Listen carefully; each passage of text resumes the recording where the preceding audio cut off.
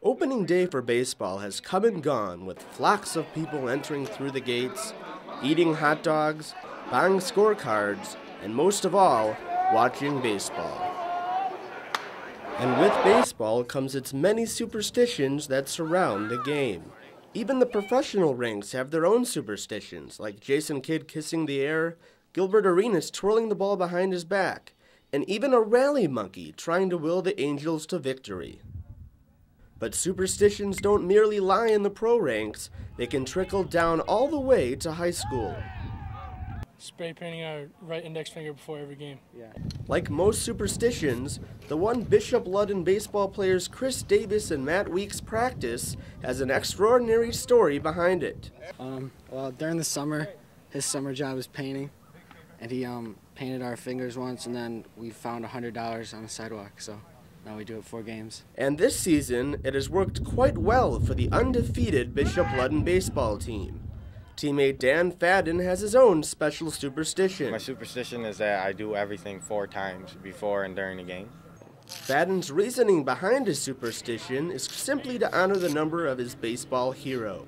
It's my favorite baseball player, Lou Gehrig.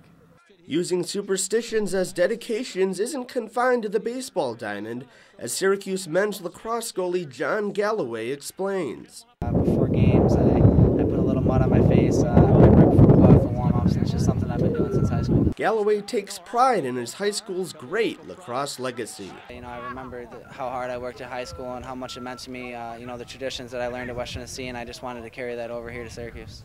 While stepping over the foul line is just one of an endless amount of sports superstitions, following through on that superstition might actually help a player improve during a game. Dr. Bill Straub has a doctorate in sports science and works at Sports Science International, a business that researches sports psychology. I think it's ritual. I think people feel more comfortable when they're in a ritual, and they feel that this has some facilitatory effect on their performance.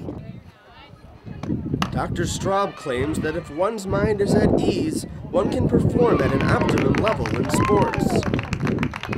I think the superstitions do cut down on what we call pre-competitive anxiety and get the athlete in a psychological state that they can play well.